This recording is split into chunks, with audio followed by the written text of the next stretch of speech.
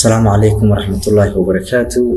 لما صاحبتك وحيران يوتيوب channel Go Technology.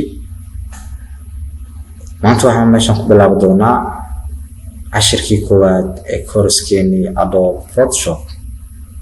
Koorskan soo socdo waxay idin socodsiin doonaa anigoo ah Engineer Ali Ismail Gabow. Waxaan rajeynayaa insha Allah in koorskan wax badan ka fahmi doonto. maanta aan bilaabi doonaa cashirkiisii koowaad ee base-ka ahaa. markii Adobe Photoshop uu sidan kugu soo kaco Adobe Photoshop markii uu sidan kugu soo kaco shaashadiisu macno badan ay kala leedahay. marka haddii aad tahay qof ku cusub channelkeena waxaan ka codsanayaa inaad subscribe saarto saaxiibadana la wadaagto insha Allah. waayahay qaybtan sare waxaa la yiraahdaa toolsku magacyo ay kala leeyihiin. qaybtan sare magac ay leedahay, sidoo kale qaybtan oo toolska ayadana magac ay yeelan doontaa. sidoo kale qaybtan ayadana waxay yeelan doontaa magac. sidoo kale qaybtan lagu shaqeyn doono ama shaqada ama taskiga ay ka dhacdo doonto ayadana waxay yeelan doontaa magac.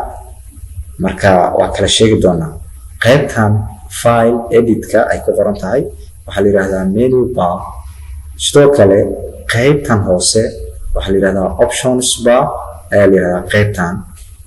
sidoo kale qaybtan waxaa la yiraahdaa tools bar ayaa la yiraahdaa qaybtan. sidoo kale qaybtan waxaa la yiraahdaa other panels ayaa la yiraahdaa. sidoo kale qaybtan madow waxaa la yiraahdaa workspace, waa meesha shaqada lagu qabanayay.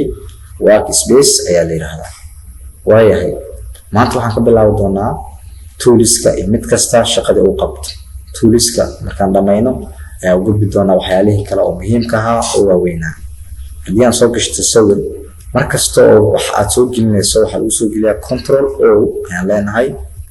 control O sidaan usoo kaco doonto. tusaale ahaan labadan baan soo gashan doonaa as example. aan iska soo gashto labadan sawir, labadan design iska soo gashan.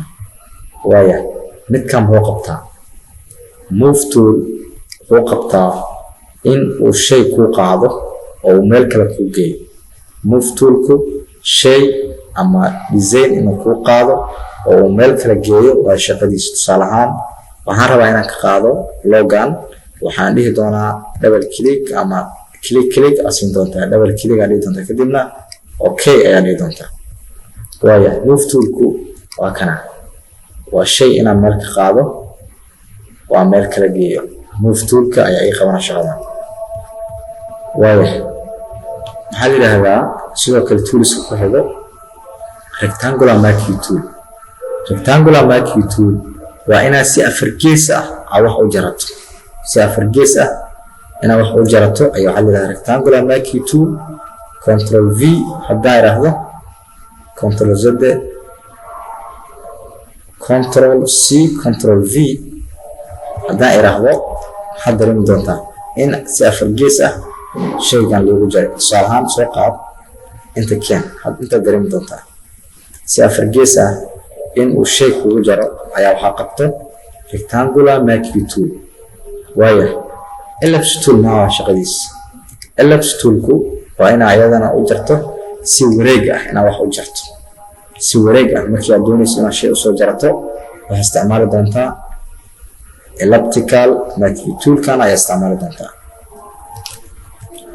control C, control V unbaa iska leedahay. markaad saarto control C, control V ayaad computerka isticmaali doontaa.